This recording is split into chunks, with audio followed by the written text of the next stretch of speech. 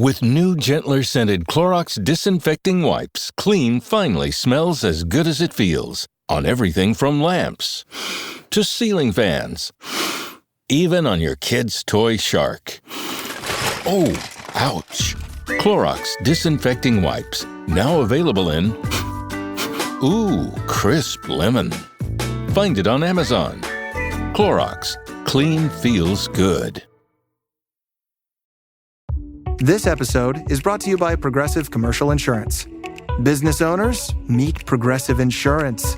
They make it easy to get discounts on commercial auto insurance and find coverages to grow with your business. Quote in as little as 8 minutes at progressivecommercial.com. Progressive Casualty Insurance Company. Coverage provided and serviced by affiliated and third-party insurers. Discounts and coverage selections not available in all states or situations. Hey Immigrantly family, this is Saadia Khan. I have some great news for all of you. We recently launched our newsletter, which comes out 3 times a week. It's called Hyphenly, which is our no-fluff newsletter with hot takes, heartfelt stories, and all the feels of living in between cultures.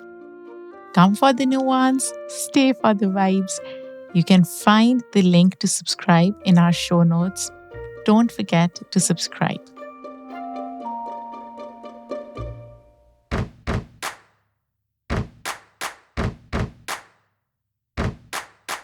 Hey everyone, welcome back to the Immigrantly Hive. I am Saadia Khan, your host. I'm a cultural thinker and entrepreneur, a mom, and a proud immigrant. Today's episode is different. It's just me, no guest, no external voice, and sometimes I like it this way because I get to sit down with all of you and share my inner thoughts. But let me preface this by saying today I am not coming in calm. I am leading with disappointment and even anger. And here's why. To immigrants in this country, the government uses language to distort what's actually being done to people. These are people. These are animals. Look, I don't watch the news as much anymore. It's heavy, it's overwhelming, and honestly, I'm trying to protect my mental health while staying informed. But last week, I was approached to interview journalist Hannah Allam about a piece she wrote for ProPublica. The piece is titled Unfettered and Unaccountable, How Trump is Building a Violent, Shadowy Federal Police Force. And it was published on October 18th, 2025 by ProPublica. As I was preparing for that particular interview, I started reading the article. And it was intense, not just because of the revelations about ICE and DHS, but due to the language, the labels, the way human beings were turned into threats. That interview did not end up happening, but the piece stayed with me. It stirred something in me. So I wanted to turn to you, my immigrant family, and share how I'm feeling. Because let's be honest, after years of living here, paying taxes, becoming a citizen, I still feel like I'm defined first as an immigrant. And here's the truth. In America, being labeled an immigrant doesn't just describe where you came from or what your immigration status is and that you were just born outside the US. It defines where you can go. That's what I want to explore today, the words we use around immigration. Because words don't just follow reality, they shape it. Finished training for the day? Time to fight post-workout fatigue with Core Power Protein Shakes. They're packed with 26 grams of high-quality protein to build muscle and electrolytes to help hydrate. The nutrition you need to help your body replenish, rebuild, and repair post-workout so you can power on to the next one. Champion your recovery with Core Power. Visit corepower.com to learn more. And I want all of you to be intentional about the words that you may have used, encountered, being influenced by, consciously or subconsciously. And we see them everywhere, right? alien, illegal, invader. We're under invasion from within. These aren't neutral terms. They are tools. Now, journalist Hannah Allam, in her investigation for ProPublica, uncovered how federal immigration agencies used language to transform people into problems. She detailed how ICE used masked agents and unmarked vans to operate with impunity. But beyond the tactics, it was the internal language that revealed the agency's mindset. People weren't described as families or individuals. They were labeled as targets, threats, or removables. Well, thank you so much for making sure that we're covering the good work that President Trump is doing and what he's doing to make sure that we're bringing people to justice for the crimes that they've committed. Right here in Sarasota, we've gotten murderers off the street, rapists, people who have committed crimes against children, and now today the people of Sarasota and in Florida and our country are safer because of it. May God bless each and every We one know of our that these terms are not just bureaucratic shorthand. They strip people of their humanity. Once someone is labeled removable, it becomes easier to forget that they have a story, a reason, a name.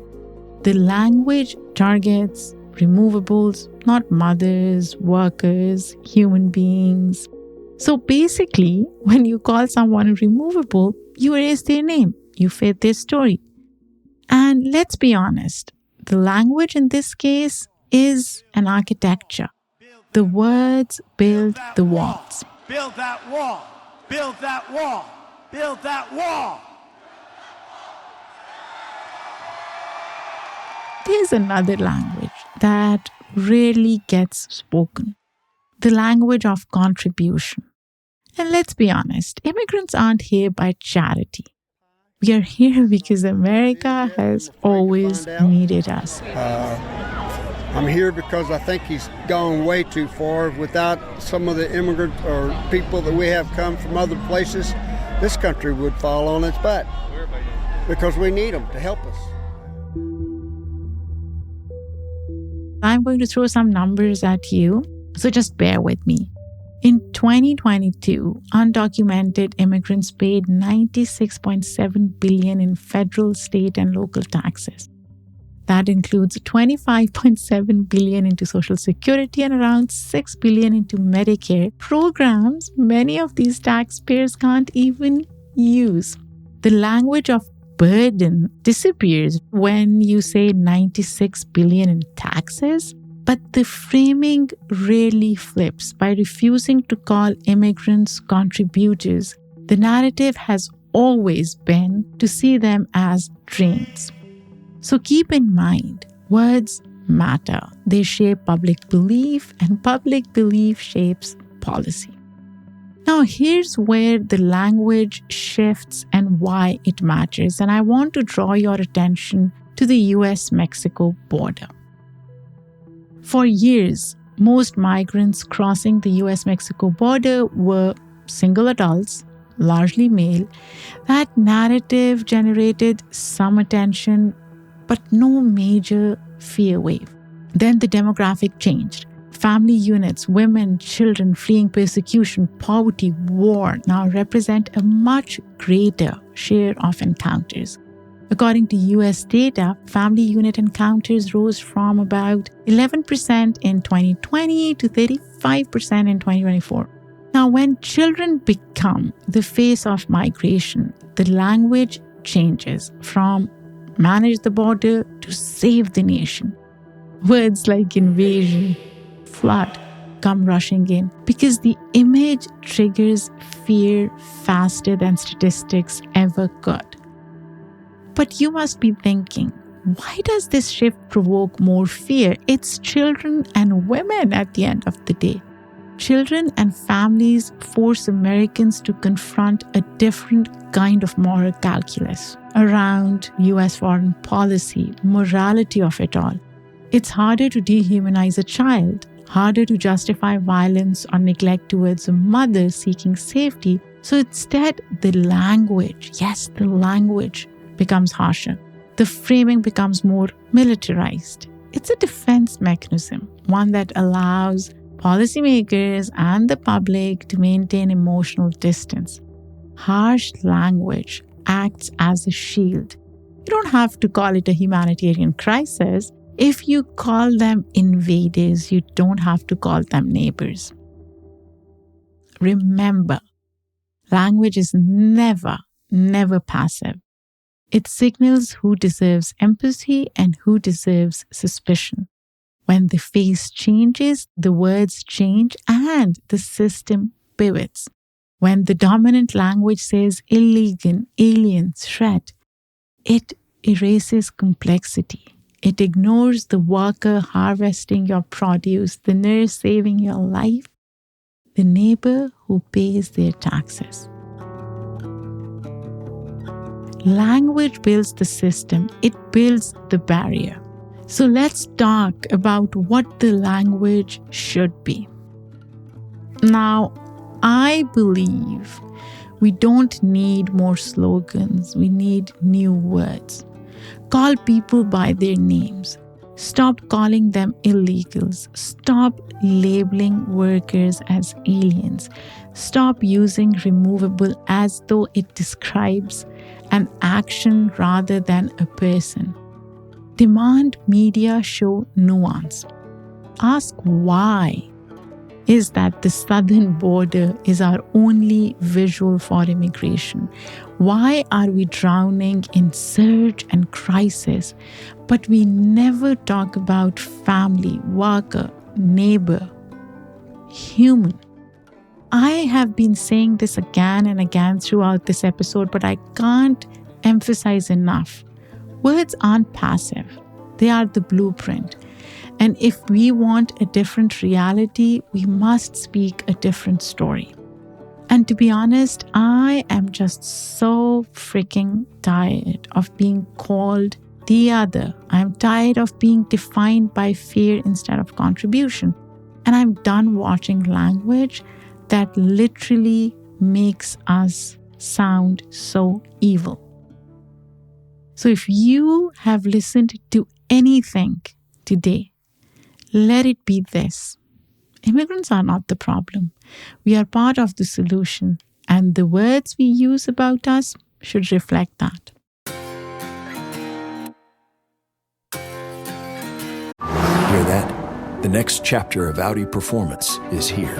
The all-new Audi Q5, the all-new A5, and Q7. Each one a statement. Performance never goes out of style.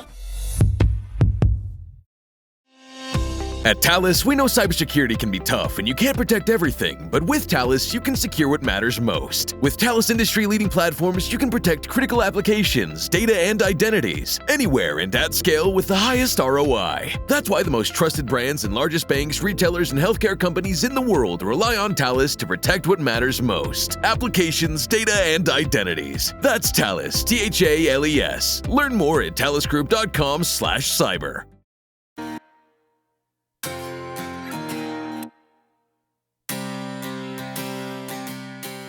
If you've been with me until the end, thank you for listening, for understanding the nuance in immigrant identity. And if you are an immigrant, a child of an immigrant, a descendant of an immigrant, own that nuance.